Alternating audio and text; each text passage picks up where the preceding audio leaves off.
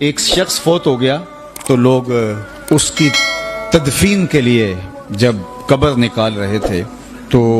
بظاہر تو کوئی نشان نہیں تھا، ایک خالی جگہ قبر کھود رہے تھے، لیکن کھودتے کھودتے ایک قبر دریافت ہوئی اور اس کی ایک اینٹ گر گئی۔ تو لوگوں نے دیکھا کہ جو بے نشان قبر تھی اس کی جب اینٹ گری تو اندر سے خوشبو آ رہی ہے اور تازہ گلابوں کا ماحول اندر ہے جو ماحول کو مشک بار کیے ہوئے ہے۔ ایک اینٹ تو گری تھی تو انہوں نے دوسری اینٹ خود کھینچ دی تو دیکھا کہ صاحب قبر کا کفن بھی میلا نہیں ہوا۔ شوق اور جستجو کی چنگاریاں مزید روشن ہوئیں تو انہوں نے چاہا کہ ہم معلوم کریں کہ یہ شخص کون ہے اور اس کا عمل کیا تھا کہ مرنے کے بعد بھی اس کا کفن بھی میلا نہیں ہوا، جبکہ قبر کا اوپر سے نشان تک مٹ چکا ہے، نہ جانے کتنی پرانی قبر ہے۔ لوگ ڈھونڈنے کے لیے نکلے تو خیر اس کی بوڑھی بیوہ مل ہی گئی،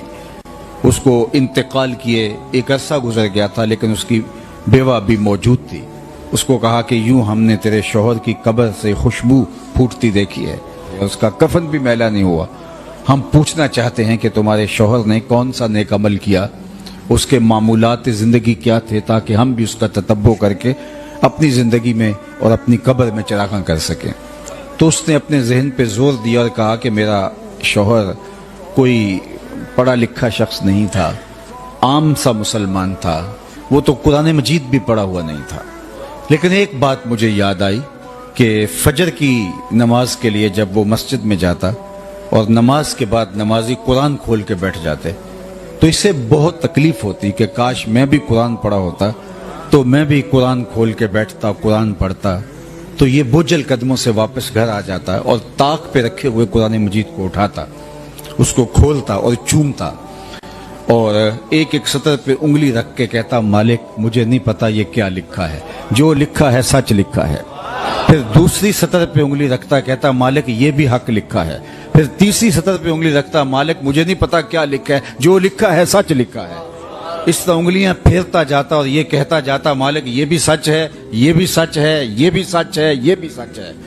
کہا اس کے بعد اس کی آنکھوں میں آنسو ہوتے اور وہ بند کرتا اور طاق پہ رکھ دیتا، یہی اس کا معمول تھا۔ آج اس کی قبر میں چراغاں ہیں، اس کی قبر میں خوشبوئیں پھیلی ہیں، قرآن سے اس محبت کی وجہ سے۔ مجھے بتاؤ جو دن کے اجالوں میں اور رات کی تنہائیوں میں قرآن پڑھتا ہے، اللہ اس کی قبر میں کتنی روشنیاں فرمائے گا۔